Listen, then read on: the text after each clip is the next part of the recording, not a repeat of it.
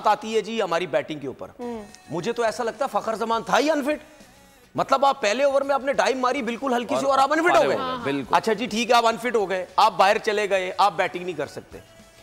जब इतने अरसे से हम चीखना चिल्लाना कर रहे हैं, दिमाग हमने खराब किया हुआ अपना कि यार बाबर आजम से ओपन मत करवाओ, वो सर्किल का प्लेयर नहीं है, उसको नीचे आने दो।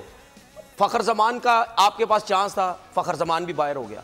जब फखर जमान नहीं आ रहा बैटिंग पे तो आपने सऊद शकील से क्यों ओपन करवा दी? यही मेरा सवाल। तो रिजवान साहब आप जब T20 में ओपन करते हैं तो आप आ जाओ ना ऊपर, आप क्यों नहीं आ रहे ऊपर?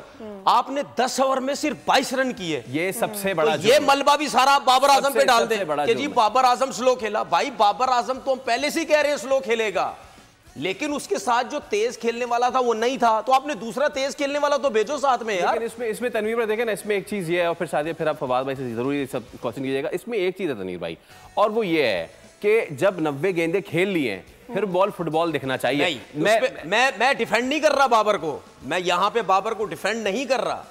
मैं ये कह रहा हूं कि हमने क्या सोचा था कि बॉल ड्यू की वजह से ब्रेक नहीं होगा, तो इतना बॉल ब्रेक हो रहा था यार, तो कहां से कोई खुल के खेलेगा? मुझे ये बता दें। उनके पास खुशदिल शाह कोई नहीं था, उनके पास सलमान आगा नहीं था, उनके पास जेन्युइन स्पिनर्स थे, उनका बॉल कितना ब्रेक हो रहा था। उसके बाद जब आपने फखर जमान को चौथे नंबर पे भेजा, बॉल 4.9 फखर जमान को जब आप चौथे नंबर पे सुने, फखर जमान को जब चौथे नंबर पे भेजते हैं, मैं ये समझता हूं आपको फखर जमान को उस नंबर पे नहीं भेजना चाहिए था, भेजते जो सिंगल डबल ले ही नहीं सकता, छठे पे भेजना चाहिए। उसने बाबर के भी सिंगल डबल रोके, अपने भी सिंगल डबल रोके, उससे बेहतर था कि सलमान आगा ऊपर आता और वो बहुत एक्स्ट्राऑर्डिनरी खेला। और फखर और खुशदिल अगर उस वक्त होते तो कोई भी आ जाता, ठीक है, लेकिन ये सिचुएशन नहीं होनी चाहिए थी।